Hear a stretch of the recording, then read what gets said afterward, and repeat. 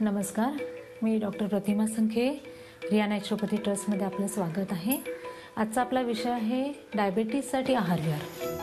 आपण आजकाल बघतोय की प्रत्येक ठिकाणी ज्यांना विचारलं त्यांना म्हणतात की मला डायबिटीज आहे, मला शुगर आहे. तर हे असं प्रमाण का वाढले?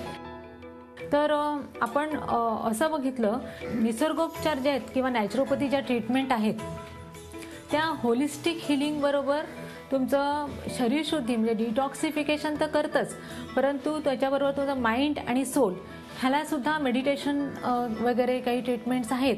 त्याच्याद्वारे जे आपण मनाला बूस्टिंग देतो किंवा उभारी आणतो आणि म्हणून रोगप्रतिकारक शक्ती किंवा फायटिंग पॉवर जी आहे रोगाची ती वाढते आणि म्हणून आपल्याला डायबिटीसमध्ये चांगले रिझल्ट मिळतात.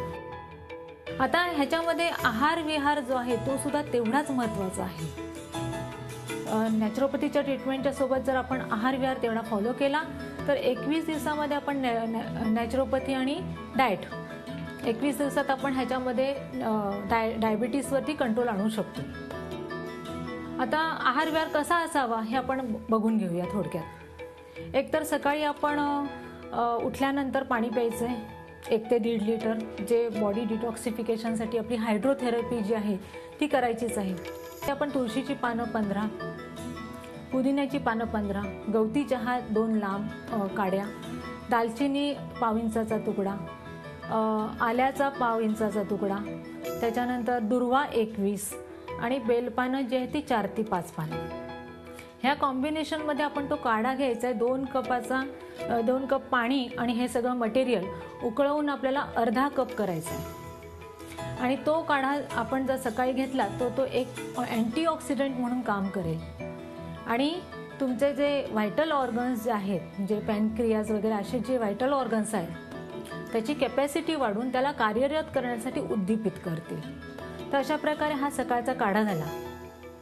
त्याच्यानंतर 1 तासाने आपण रसाहाराची योजना करायची, ज्याच्यामध्ये आपण दूधी आहे किंवा कारल्याचा रस आहे किंवा जांभळाचा रस आहे, त्याच्यानंतर आवळा, कच्ची हळद ह्याचं मिक्स कॉम्बिनेशन आहे.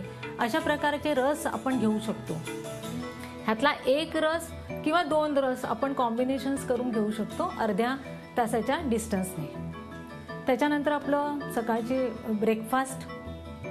ब्रेकफास्टमध्ये आपण ओटमील्स किंवा कॉर्नफ्लेक्सचा जर उपयोग केला तर त्याचा चांगला उपयोग होतो.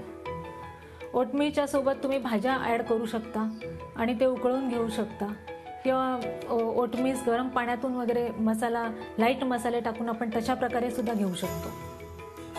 आता ह्याच्यानंतर जे आहे ते दुपारचं जेवण जे आहे ते खूप महत्त्वपूर्ण आहे, कारण दुपारच्या जेवणामध्ये आम्ही जनरली रॉ प्लेट सजेस्ट करतो. रॉ प्लेटमध्ये आपल्याला एकतर कच्च्या म्हणजे लिफी व्हेजिटेबल्स, त्याच्यानंतर फळभाज्या आणि मोड आलेली कडधान्य आणि धान्य ह्याचं कॉम्बिनेशन्स आपण त्याच्यामध्ये सांगतोय. तर पालेभाज्या लिफी व्हेजिटेबल्समध्ये आपण पालक, त्याच्यानंतर मेथी, कोथिंबीर, सेलरी अशा प्रकारच्या भाज्या आपण घेऊ शकतो. त्याच्यानंतर फळभाज्यांमध्ये आपण कोबी आलं, काकडी, टोमॅटो, कॅप्सिकम किंवा ब्रोकोली अशा प्रकारच्या भाज्या आपण फळभाज्यांमध्ये घेऊ शकतो. आणि मोड आलेल्या कडधान्य आणि धान्यांमध्ये आपण मोड आलेले गहू 2 चमचे, मोड आलेले मूग 4 चमचे, मोड आलेले तीळ 1 चमचा किंवा अल्फा सीड्स जे आहेत ते आपण मोड आलेले 2 चमचे घेऊ शकतो. तसंच त्याच्याबरोबर मोड आलेले मेथ्या पण आपण घेऊ शकतो, ते 1 ते 2 चमचे. आता हे सगळं जे मिश्रण आहे ते तुम्ही एकतर ग्रेट करून म्हणजे किसून तुम्ही घेऊ शकताय किंवा तसं खाता येत नसेल तर आपण मिक्सरला फिरून त्याची चटणी बनवू शकतो. आणि चटणीमध्ये आपल्याला चवीसाठी आपण लसूण, आलं किंवा लिंबू किंवा थोडासा चाट मसाला अशा प्रकारचं आपण चटणी फॉर्ममध्ये आपण हे घेऊ शकतो दुपारचं जेवण. आता ह्या दुपारच्या जेवणामध्ये आपण बघितलं की हे सगळं रॉ डाएट आहे म्हणजे रॉ प्लेट आहे. ह्याच्यामुळे होतं काय की आपल्याला भरपूर प्रमाणात व्हिटॅमिनच्या सोबत फायबर्स मिळत असतात. कार्बोहायड्रेट तर आहेत, प्रोटीनसुद्धा आहेत आणि व्हिटॅमिन्स आहेत. तर अशा प्रकारचं आपलं जे दुपारचं जेवण आहे ते रॉ टाईपमध्ये ठेवलं तर त्याचा डायबिटीससाठी खूप चांगला उपयोग होतो. दुपारच्या जेवणाच्या आधी एक 5 ते 10 मिनिटं आपण जर गरम पाणी प्यायलो तर त्याचाही चांगला उपयोग होतो. गरम पाण्याच्या बरोबर आपण दालचिनीची पावडर जर पाव चमचा घेतली तर त्याचा एक चांगला फायदा होतो. गरम पाण्याचा उपयोग जो आहे तो डायबिटीजसाठी खूप चांगला एक उपाय सिद्ध झालेला आहे. कारण नुसत्या गरम पाणी घेतलं तर गरम पाण्याची जी प्रॉपर्टी आहे ती अल्कलाईन टाईपमध्ये आहे आणि कोणत्याही रोगाला आपल्याला घालवण्यासाठी अल्कलाईन फूडची आपण जेव्हा व्यवस्था करतो तेव्हा तो जो रोग आहे तो समूळ नष्ट व्हायला आपल्याला मदत होते. तर अशा प्रकारे आपण जेवणाच्या आधीही गरम पाणी घेतलं, जेवणाच्या 1 तासानंतर सुद्धा जर गरम पाणी घेतलं तर त्याचा फायदा नक्कीच होतो. आता संध्याकाळी पुन्हा आपल्याला जे आहे ते म्हणजे सीझनल फ्रूट्समध्ये आपण एक तर पपई, कलिंगड किंवा पेरू आहे किंवा जांभळं सीझनला जी असतील ते अशा प्रकारच्या सफरचंद, पेर वगैरे अशा प्रकारची जी फळं आहेत ती आपण घेऊ शकतो.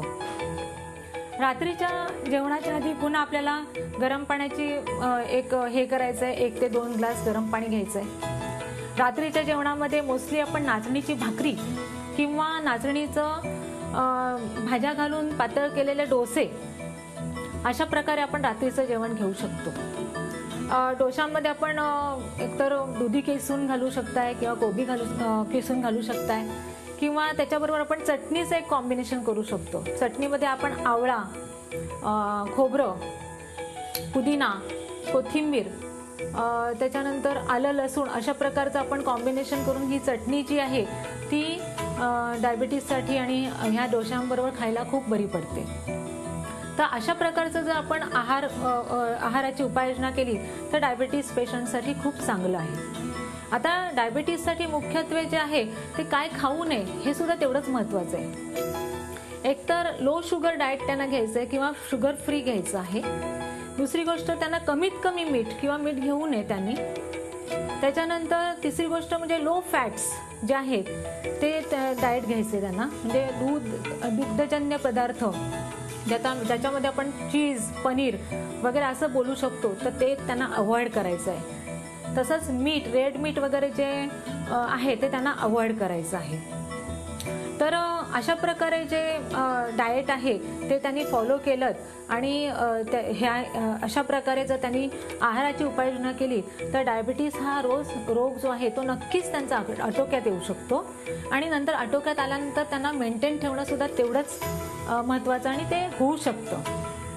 तर अशा प्रकारे आपण डायबिटीजसाठी खूप चांगल्या हे आहाराची उपाययोजना सांगितलेली आहे, ती तुम्ही जरूर पाळावी.